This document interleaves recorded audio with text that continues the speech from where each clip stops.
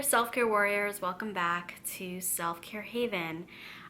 Today I wanted to make a video that's been a long time coming, and that is a rendition of my viral article, 20 Diversion Tactics That Highly Manipulative Narcissists, Sociopaths, and Psychopaths Use to Silence You, right?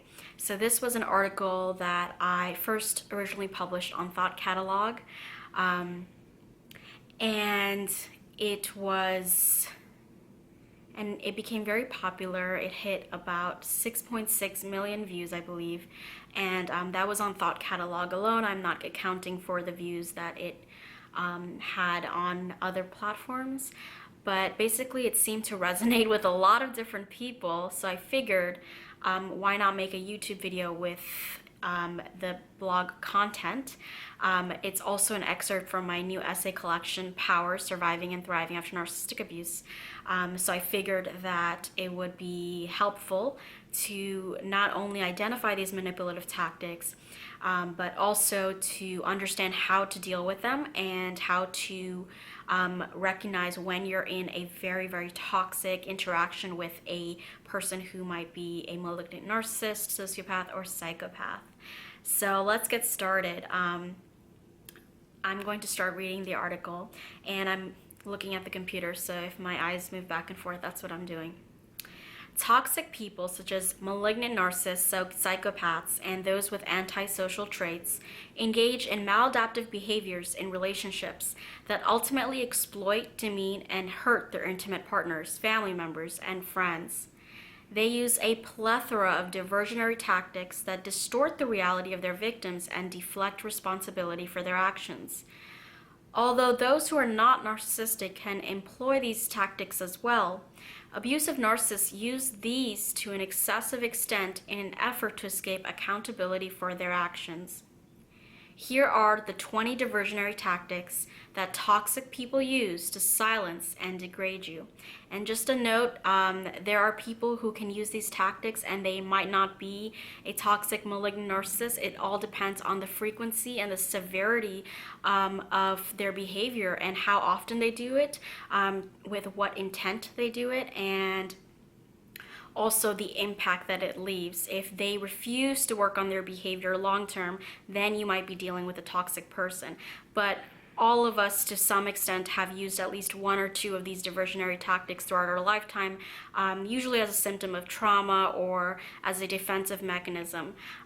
Some of these are more manipulative than others, so I urge you to also be mindful of that and realize that gaslighting will not be the same thing as perhaps projection, which can happen also unconsciously and may not be done deliberately sometimes. But with a malignant narcissist, projection is often done with the intent of passing on that pathological behavior onto someone else and giving it to someone else so they don't have to own it. So let's get started. Number 1, gaslighting. Gaslighting is a manipulative tactic that can be described in different variations of 3 words. 1, that didn't happen. 2, you imagined it. And 3, are you crazy? Gaslighting is perhaps one of the most insidious manipulative tactics out there because it works to distort and erode your sense of reality. It eats away at your ability to trust yourself and inevitably disables you from feeling justified in calling out abuse and mistreatment. When a narcissist, sociopath, or psychopath gaslights you, you may be prone to gaslighting yourself as a way to reconcile the cognitive dissonance that might arise. 2 conflicting beliefs battle it out. Is this person right, or can I trust what I experienced? A manipulative person will convince you that the former is an inevitable truth, while the latter is a sign of dysfunction on your end. In order to resist gaslighting, it's important to ground yourself in your own reality. Sometimes writing things down as they happened, telling a friend, or reiterating your experience to a support network can help to counteract the gaslighting effect. The power of having a validating community is that it can redirect you from the distorted reality of a malignant person and back to your own inner guidance. Number 2, projection. One sure sign of toxicity is when a person is chronically unwilling to see his or her own shortcomings and uses everything in their power to avoid being held accountable for them. This is known as projection. Projection is a defense mechanism used to displace responsibility of one's negative behavior and traits by attributing them to someone else. It ultimately acts as a digression that avoids ownership and responsibility. While we all engage in projection to some extent, according to narcissistic personality clinical expert Dr. Martinez-Louis, the projections of a narcissist are often psychologically abusive. Rather than acknowledge their own flaws, imperfections, and wrongdoings, malignant narcissists and sociopaths opt to dump their own traits on their unsuspecting victims in a way that is painful and excessively cruel. Instead of admitting that self-improvement may be in order, they would prefer that their victims take responsibility for their behavior and feel ashamed of themselves. This is a way for a narcissist to project any toxic shame they have about themselves onto another person. For example, a person who engages in pathological lying may accuse their partner of fibbing. A needy spouse may call their husband clingy in an attempt to depict them as the one who is dependent. A rude employee may call their boss ineffective in an effort to escape the truth about their own productivity. Narcissistic abusers love to play the blame-shifting game. Objectives of the game: they win, you lose, and you or the world at large is blamed for everything that's wrong with them. That way, you get to babysit their fragile ego while you're thrust into a sea of self-doubt. Fun, right?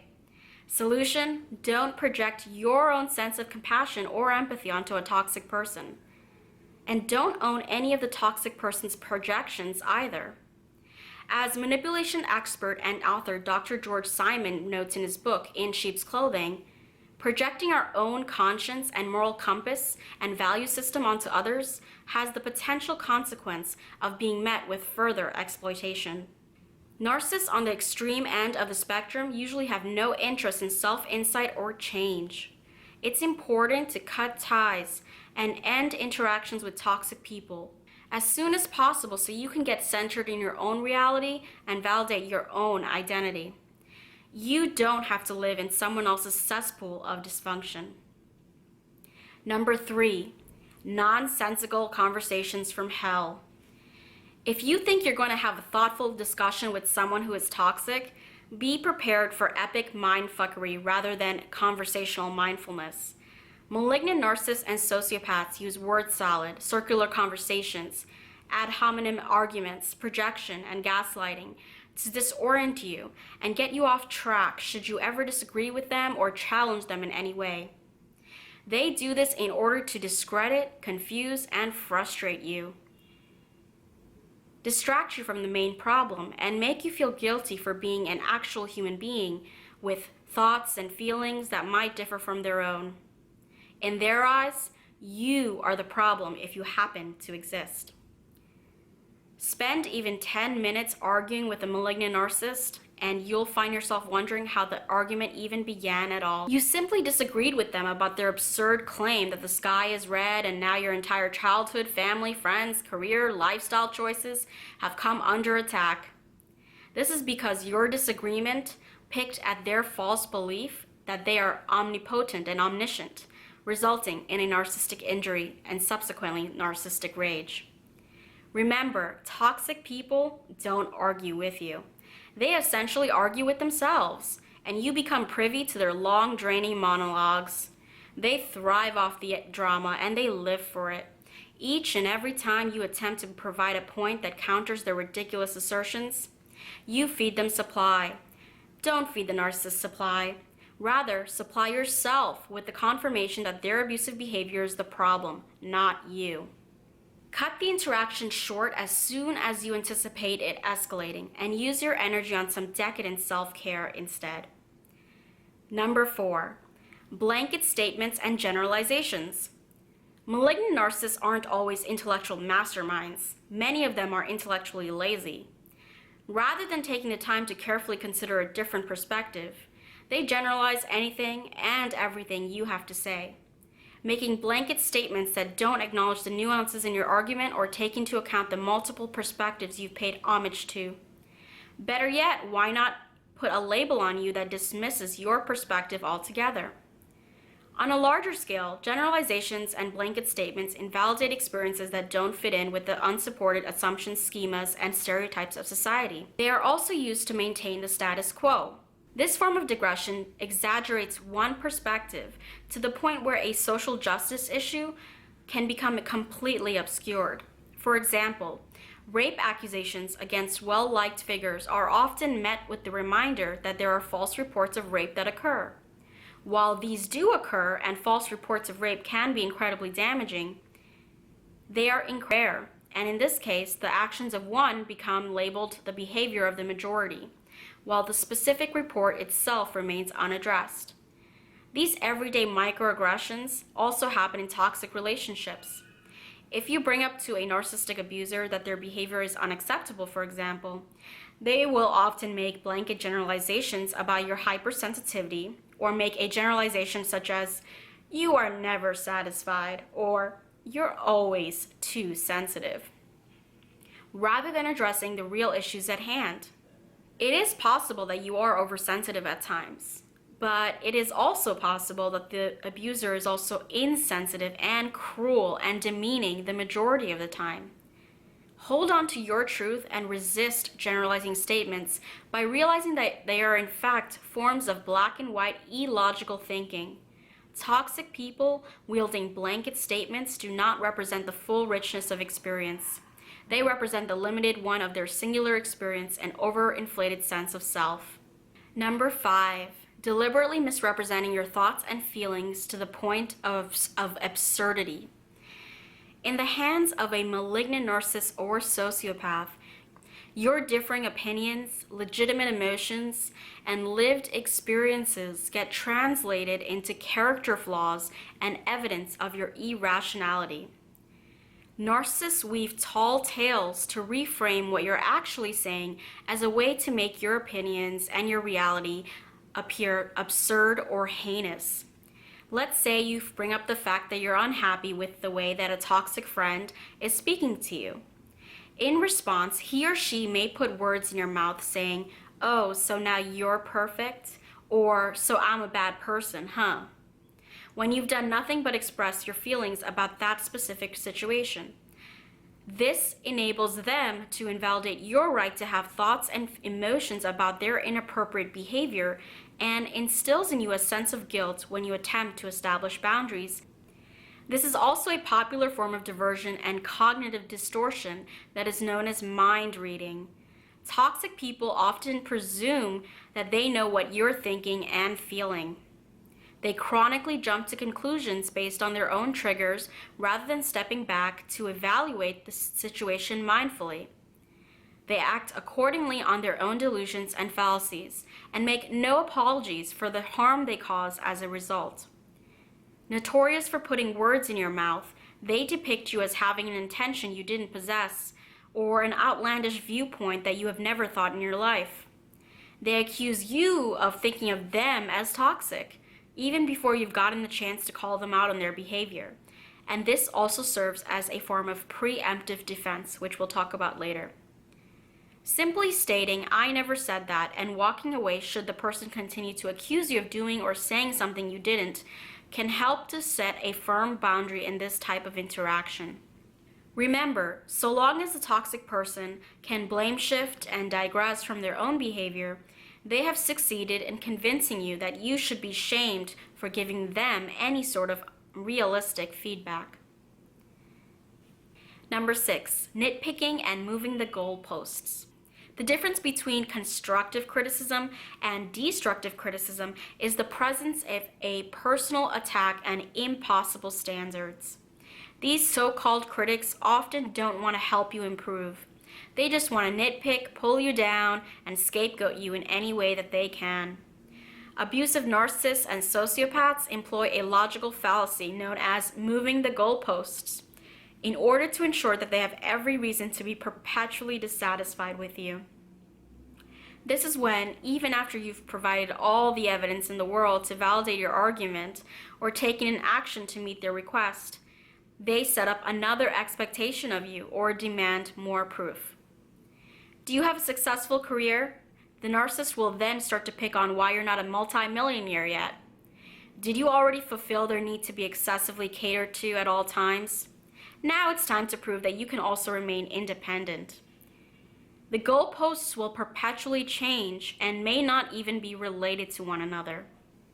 They don't have any other point besides making you vie for the narcissist's approval and validation.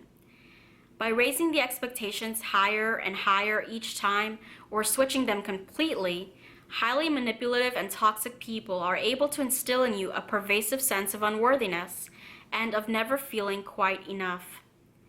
By pointing out one irrelevant fact, or one thing you did wrong, or developing a hyper-focus on your flaws, narcissists get to divert from your strengths and pull you into obsessing over any weaknesses or shortcomings instead. They get you thinking about the next expectation of theirs that you're going to have to meet, until eventually you've bent over backwards trying to fulfill their every need, only to realize it didn't change the horrific way that they treated you. Don't get sucked into nitpicking and changing goalposts. If someone chooses to rehash an irrelevant point over and over again to the point where they aren't acknowledging the work you've done to validate your point, to improve yourself, or satisfy them, their motive isn't to better understand you. It's to further provoke you into feeling as if you have to constantly prove yourself to them. Validate and approve of yourself. Know that you are enough and you don't have to be made to feel constantly deficient or unworthy in any way. Number 7, changing the subject to evade accountability. This type of tactic is what I like to call the "what about me" syndrome. It is a literal digression from the actual topic that works to redirect attention to a different issue altogether. Narcissists don't want you to be on the topic of holding them accountable for anything, so they will reroute discussions to benefit them. Complaining about their neglectful parenting, they'll point out a mistake you committed 7 years ago. This type of diversion has no limits in terms of time or subject content, and it often begins with a sentence like, "But what about the time when you..." On a macro level, these diversions work to derail discussions that challenge the status quo. A discussion about gay rights, for example, may be derailed quickly by someone who brings in another social justice issue to distract people from the main argument. As Tara Moss, author of Speaking Out, a 21st Century Handbook for Women and Girls, notes, specificity is needed in order to resolve and address issues appropriately in society. That doesn't mean that the issues that are brought up don't matter. It just means that the specific time and place may not be the best context to discuss them. Don't get derailed. If someone pulls a switcheroo on you, you can exercise what I call the broken record technique and continue stating the facts without giving into their distractions. Redirect their redirection by saying, "That's not what I'm talking about. Let's stay focused on the real issue." If they're not interested, disengage and spend your time and your energy on something more constructive, like not having a debate with someone who has the mental age of a toddler. Number 8, covert and overt threats. Now, this is very, very applicable to people who have discarded their narcissistic abusers first. Narcissistic abusers and otherwise toxic people feel very threatened when their excessive sense of entitlement, false sense of superiority, and grandiose sense of self are challenged in any way. They are prone to making unreasonable demands upon others, while punishing you for not living up to their impossible-to-reach expectations. Rather than tackle disagreements or compromises maturely, they set out to divert you from your right to have your own identity, your own boundaries, your own perspective by attempting to instill fear in you about the consequences of disagreeing or failing to comply with their demands. To them, any challenge results in an ultimatum, and "do this or I'll do that" becomes their daily mantra. If someone's reaction to you setting boundaries or having a differing opinion from their own is to threaten you into submission, whether it's a thinly veiled threat or an overt admission of what they plan to do, this is a red flag of someone who has a high degree of entitlement and has no plans on compromising. Take threats seriously and show the narcissist you mean business. Document threats and report them whenever possible and legally feasible. Number 9, name calling. Narcissists preemptively blow anything they perceive as a threat to their superiority out of proportion. In their world, only they can ever be right, and anyone who dares to say otherwise creates a narcissistic injury that results in narcissistic rage. As Mark Goldstein, MD, asserts, narcissistic rage does not result from low self-esteem, but rather a high sense of entitlement and a false sense of superiority. The lowest of the low resort to narcissistic rage in the form of name-calling when they can't think of a better way to manipulate your opinion or micromanage your emotions. Name-calling is a quick and easy way to put you down, degrade you, insult your intelligence, appearance, or behavior, while invalidating your right to be a separate person with a right to his or her own perspective. Name-calling can also be used to criticize your beliefs, opinions, and insights. A well-researched perspective or informed opinion suddenly becomes silly or idiotic in the hands of a malignant narcissist or sociopath who feels threatened by it and cannot make a respectful, convincing rebuttal. Rather than target your argument, they target you as a person and seek to undermine your credibility and intelligence in any way that they possibly can. It's important to end any interaction that consists of name-calling and communicate that you won't tolerate it. Don't internalize it. Realize that they are resorting to name-calling because they are deficient in higher-level methods. Number 10, destructive conditioning. And this is something that I've talked about in previous videos. Toxic people condition you to associate your strengths, your talents, and happy memories with abuse, frustration, and disrespect.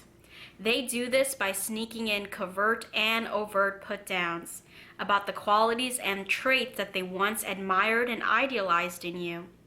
They sabotage your goals, they ruin your celebrations, vacations, and every holiday. They may even isolate you from your friends and family and make you financially dependent upon them, promising you the world. Like Pavlov's dogs, you're essentially trained over time to become afraid of doing the very things that once made your life fulfilling. Narcissists, sociopaths, and psychopaths, as well as otherwise toxic people, do this because they wish to divert your attention back to themselves and how you're going to please them and meet their needs. If there's anything outside of them that may threaten their control over you, they seek to destroy it. They need to be the center of attention at all times. And in the idealization phase, you were once the center of a narcissist world, right? Now the narcissist becomes the center of yours. Narcissists are also naturally pathologically envious. We've talked about this before in other videos. And they don't want anything to come in between them and their influence over you. Your happiness represents everything that they feel they cannot have in their emotionally shallow lives. After all, if you learn that you can get validation, respect, and love from other sources besides the toxic narcissist, what's to keep you from leaving them? To toxic people, a little conditioning can go a long way to keep you walking on eggshells and falling just short of your big dreams. Number 11, and a lot of you are going to relate to this one, smear campaigns and stalking. When toxic types can't control the way you see yourself, they start to control how others see you. They play the martyr while you're labeled the toxic one. A smear campaign is a preemptive strike to sabotage your reputation and slander your name so that you won't have a support network to fall back on lest you decide to detach and cut ties with this toxic person. Narcissists may even stalk and harass you or the people you know as a way to supposedly expose the truth about you. This exposure acts as a way for them to hide their own abusive behavior while projecting it onto you. Some smear campaigns can even work to pit two people or two groups against each other. A victim in an abusive relationship with a narcissist often doesn't know what's being said about them during the relationship, but they eventually find out the falsehoods shortly after they've been discarded, or they discard the narcissistic abuser first. Toxic people will gossip behind your back and in front of your face, slander you to your loved ones or their loved ones, create stories that depict you as the aggressor while they play the victim, and claim that you engaged in the same behaviors that they are afraid that you will accuse them of engaging in publicly. They will also methodically, covertly, and deliberately abuse you so they can use your reactions as a way to prove that they are the so-called victims of the abuse. The best way to handle a smear campaign is to stay mindful of your reactions and stick to the facts. This is especially pertinent for high conflict divorces with narcissists who may use your reactions to their provocations against you in court. Document any form of harassment, cyberbullying, or stalking incidents, and always speak to your narcissist through a lawyer whenever possible. You may wish to take legal action if you feel the stalking and harassment is getting out of control. Finding a lawyer who is well-versed in narcissistic personality disorder or low empathy individuals is crucial if that's the case. Remember, you don't have to spend excessive amounts of energy defending yourself. Your character and integrity will speak for itself when the narcissist's own false mask begins to slip. Number 12, love bombing and devaluation. Toxic people put you through an idealization phase until you're sufficiently hooked and invested in beginning a friendship or relationship with them. Then they begin to devalue you while insulting the very things they admired in the first place. Another variation of this is when a toxic individual puts you on a pedestal while aggressively devaluing and attacking someone else who threatens their sense of superiority and entitlement. Narcissistic abusers do this all the time, right? They devalue their exes to their new partners, and eventually the new partner starts to receive the same sort of mistreatment as the narcissist's ex-partner once did. Ultimately, what will happen is that you will also be on the receiving end of the same type of abuse. So if your narcissistic partner starts to devalue their ex, speaks of their ex with contempt, be very careful, because that is the way that they will eventually speak about you in the devaluation and discard phases. Make no mistake, you will one day be the ex-partner they degrade to their new source of supply. You just don't know it yet. That's why it's important to stay mindful of the love bombing technique, especially if you notice excessive flattery or praise, whenever you witness behavior that doesn't align with the saccharine sweetness a narcissist subjects you to in the love bombing and grooming phases. As life coach Wendy Powell suggests, slowing things down with people you suspect may be toxic or narcissistic is an important way of combating the love bombing technique in the early stages of dating. Be wary of the fact that how a person treats or speaks about someone else could potentially translate into the way that they will treat you in the future. Number 13, preemptive defense. When someone stresses the fact that they are a nice guy or a nice girl, that you should trust them right away, or emphasizes their credibility without any provocation from you whatsoever, be wary. Toxic and abusive people overstate their ability to be kind and compassionate, right? They often tell you that you should trust them without first building a solid foundation of trust or rapport. They may perform a high level of sympathy and empathy at the beginning of your relationship to dupe you, only to unveil their false mask later on. When you start to see their false mask begin to slip periodically throughout the devaluation of the abuse cycle, the true self is revealed to be terrifyingly cold, callous, and contemptuous.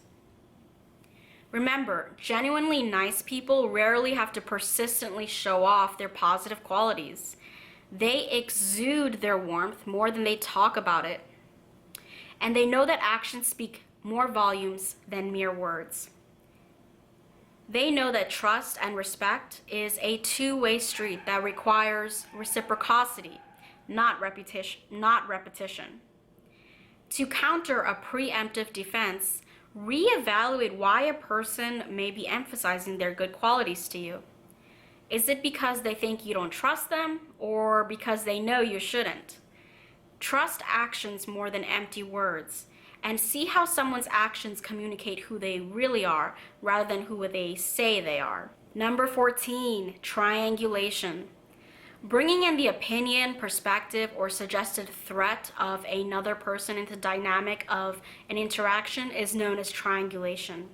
Often used to validate the toxic person's abuse while invalidating the victim's reactions to the abuse, triangulation can also work to manufacture love triangles that leave you feeling unhinged, insecure, and walking on eggshells.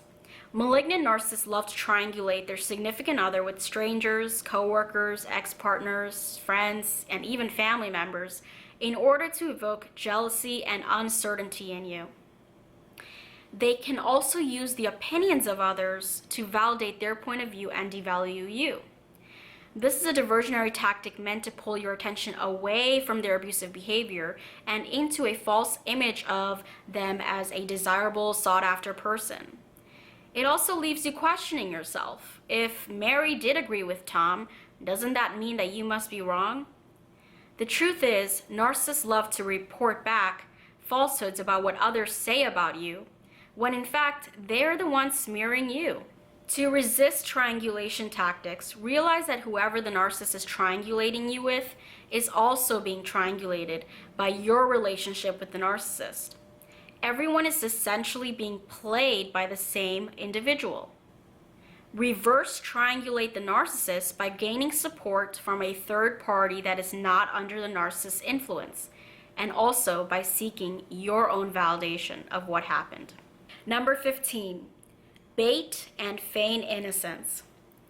Toxic individuals lure you into a false sense of security simply to have a platform to showcase their cruelty later on.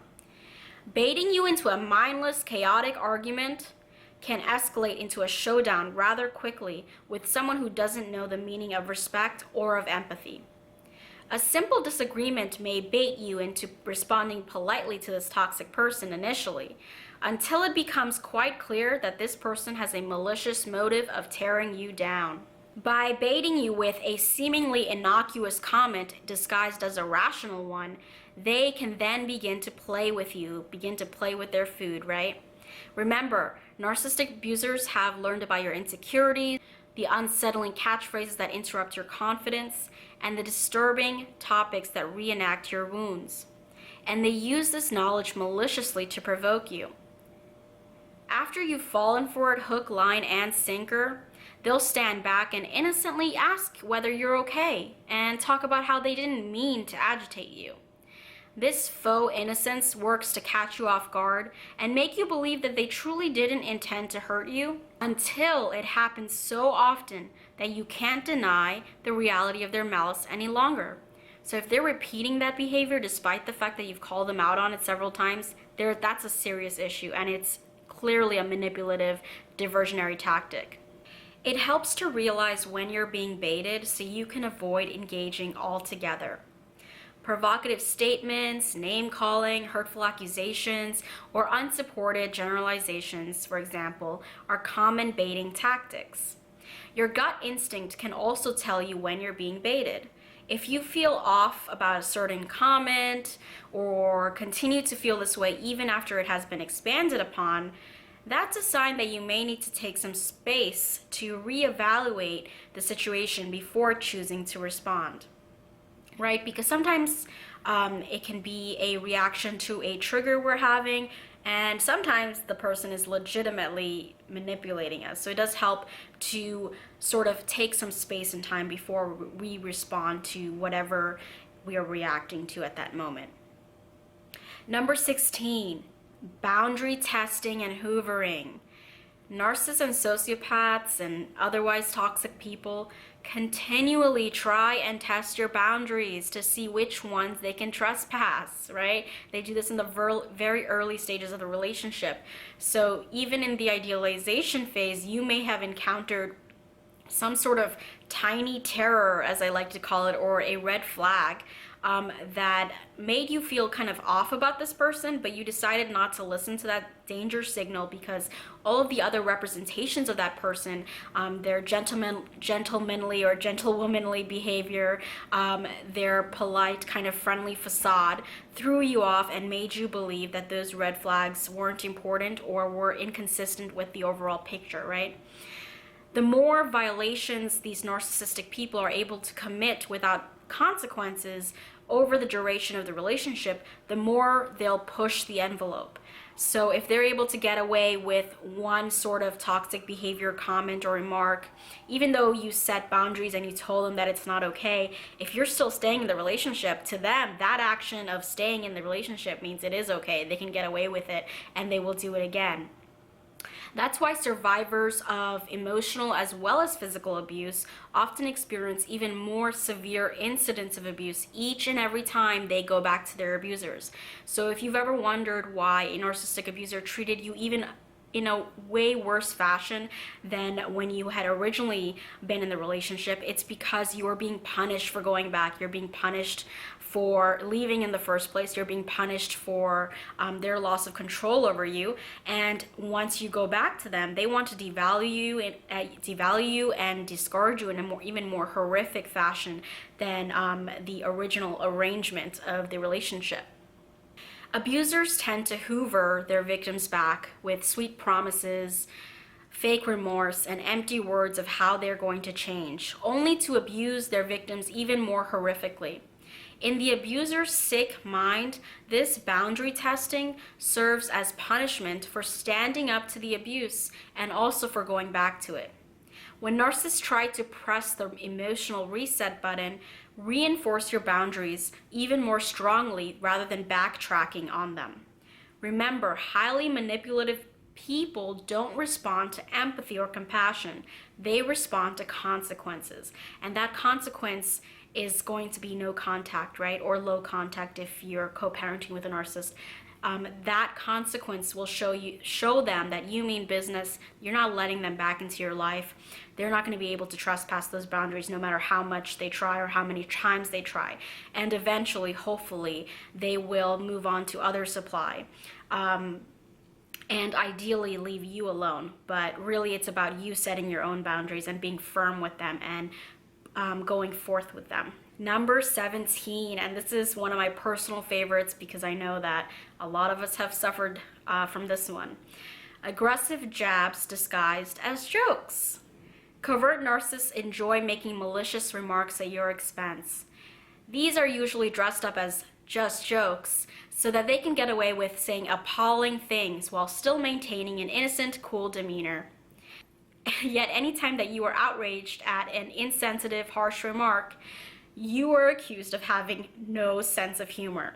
So if you guys haven't seen my video on covert put-downs, covert put-downs disguised as jokes, please do watch it. It goes into how the narcissist attacks our sense of humor rather than owning up to the fact that they're basically using just joking as an excuse to get away with their verbal and emotional abuse and psychological put-downs. This is a tactic frequently used in emotional verbal abuse. The contemptuous smirk and sadistic gleam in their eyes, however, gives it away. Like a predator that plays with its food, a toxic person gains pleasure from hurting you and being able to get away with it under the guise of a joke. After all, it's just a joke, right? Wrong. It's a way to gaslight you into thinking that their abuse is just a joke, a way to divert from their cruelty and onto your perceived sensitivity. It is important that when this happens, you stand up for yourself and make it clear that you won't tolerate this type of behavior. Calling out manipulative people on their covert put-downs may result in further gaslighting from the abuser. But it's important to maintain your stance that their behavior is not okay and end the interaction immediately if you have to, and work on disengaging from that abuser altogether. Number 18, condescending sarcasm and patronizing tone. I know so many of us can relate to this one. Belittling and degrading a person is a toxic person's forte, and their tone of voice is only one tool in their manipulative toolbox. Sarcasm can be a fun mode of communication when both parties are engaged. But narcissists use it chronically as a way to disparage you, to manipulate you, and to degrade you. If you in any way react to it, you must be too sensitive. Forget that the toxic person constantly has temper tantrums every time their big bad ego is faced with realistic feedback. The victim is the hypersensitive one, apparently. So as long as you're treated like a child and constantly challenged for expressing yourself, you'll start to develop a sense of hypervigilance about voicing your thoughts and opinions without reprimand. This self-censorship enables the abuser to put in less work in silencing you because you begin to silence yourself. So if every time you express some sort of opinion you're met with sarcasm and you're met with this patronizing tone that makes you feel as if what you're saying is foolish, then of course you're going to start to censor yourself, you're going to start to filter yourself, you're going to start to walk on eggshells around the abuser, hoping that they won't treat you in that condescending way. Whenever you are met with a condescending demeanor or tone, call it out firmly and assertively. You don't deserve to be spoken down to like a child, nor should you ever have to silence yourself to meet the expectation of someone else's superiority complex. So again, go no contact, go low contact, detach from people who are being condescending and patronizing to you. Make it clear that you're not going to be speaking with them if they speak to you in that tone. And follow through with the fact that you are really not going to be engaging with them. If they are calling you on the phone, hang up on them. If they are emailing you or texting you with patronizing accusations or a demeaning tone, then make sure that you block their number. There are ways for you to disengage, and you don't have to engage with someone who treats you in that manner. Number 19, and this is very familiar to those of us who've been raised by narcissistic parents, shaming. You should be ashamed of yourself is a favorite saying of toxic people. Though it can be used by someone who is non-toxic, in the realm of the narcissist or sociopath, shaming is an effective method that targets any behavior or belief that might challenge a toxic person's power. It can also be used to destroy and whittle away at a victim's self-esteem. If a victim dares to be proud of something, shaming that victim for that specific trait, quality, or accomplishment can serve to diminish their sense of self and stifle any pride that they may develop. Malignant narcissists, sociopaths, and psychopaths enjoy using your own wounds against you. So they will even shame you about any abuse or injustice that you've suffered in your lifetime as a way to re-traumatize you. And this is one of the sickest things they can do, right? Use your own traumas that you've confided in them against you. Were you a childhood abuse survivor? A malignant narcissist or sociopath will claim that you must have done something to deserve it, or brag about their own happy childhood as a way to make you feel deficient and unworthy. What better way to injure you, after all, than to pick at the original wound? As surgeons of madness, they seek to exacerbate wounds, not to help heal them. If you suspect that you're dealing with a toxic person, avoid revealing any of your vulnerabilities or past traumas. Until they've proven their character to you, there is no point disclosing information that could potentially be used as ammunition against you later in the relationship. And finally, number 20, control. Most importantly, toxic abusers love to maintain control in whatever way they can. They isolate you, they maintain control of over your finances and social networks, and they micromanage every facet of your life and your existence and your identity. Yet the most powerful mechanism they have for controlling your life is toying with your emotions. That's why abusive narcissists and sociopaths manufacture situations of conflict out of thin air to keep you feeling off-center and off-balanced. That's why they chronically engage in disagreements about irrelevant things and rage over perceived slights. That's why they emotionally withdraw, only to re-idealize you once they start to lose control. That's why they vacillate between their false self and their true self, So you never get a sense of psychological safety or certainty about who your partner truly is. And it could be your partner, your family member, your friend, your coworker, whoever it is, right? The more power they have over your emotions, the less likely you'll be able to trust your own reality and the truth about the abuse that you've been enduring. Knowing the manipulative tactics and diversions and how they work to erode your sense of self can arm you with the knowledge of what you're facing, and at the very least, develop a powerful plan to regain control over your own life and away from toxic people. So I hope you've enjoyed this article, this video rendition of this article. It was originally posted on Thought Catalog on June 30th, 2016. Because it resonated with so many people, I did include it in my new essay compilation called Power, Surviving and Thriving After Narcissistic Abuse, which is out now, and this is the cover of it. And so you can find it in print format in this book, and you can also find it as an article. I've posted it on Thought Catalog, Huffington Post, and my own blog since then. And hopefully I've done justice to reading out loud the article. I hope that this version also does justice to the article and also helps you to understand more about the manipulative tactics, how they work to divert your attention, and what you can do to regain a sense of power and emotional safety in your life. So I'll post the link to the article below. And I hope that you've enjoyed this. Let me know in the comment section below which diversion tactics that you most resonate with. Were there any that I missed out on? Let me know in the comment section below. I look forward to hearing your insights, and I love your support. Thank you so much for all of your encouragement and all of your kind words and wonderful feedback. I really appreciate it, and I'll talk to you guys soon. Until next time, take care.